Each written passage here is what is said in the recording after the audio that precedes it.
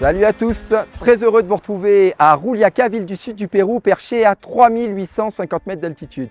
Alors c'est ici que notre équipe de scientifiques Expédition 5300 a décidé de recréer un laboratoire de physiologie et de biologie pour comprendre quels étaient les problèmes de santé des enfants. Allez, je vous en dis pas plus et je vous propose de vous emmener au cœur d'Expédition 5300. C'est parti!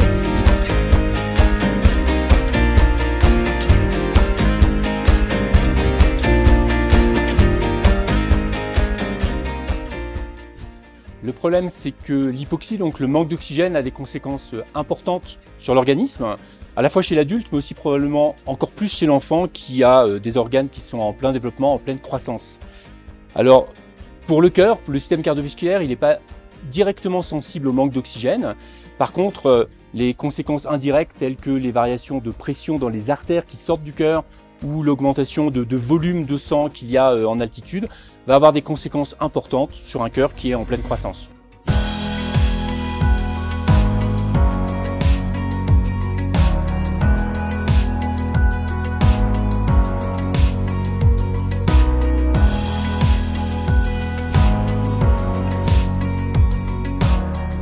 Donc ici on fait des mesures qui sont complémentaires à celles de Stéphane, à savoir qu'on s'intéresse à la circulation sanguine cérébrale, donc sur l'oxygénation qui va arriver au cerveau chez les enfants.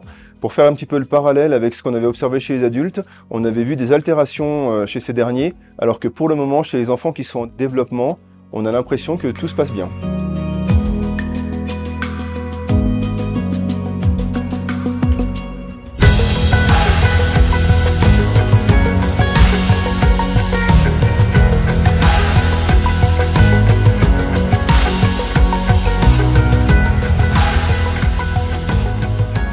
Du coup, ici, on est au pôle 100.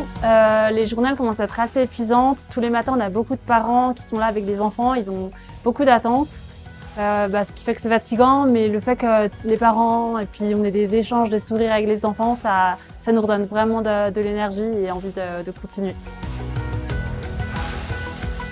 Ça se passe bien, plus de 140 enfants évalués en une dizaine de jours. C'est intense, c'est complexe aussi de gérer les besoins immédiats des enfants, des familles en termes de soins.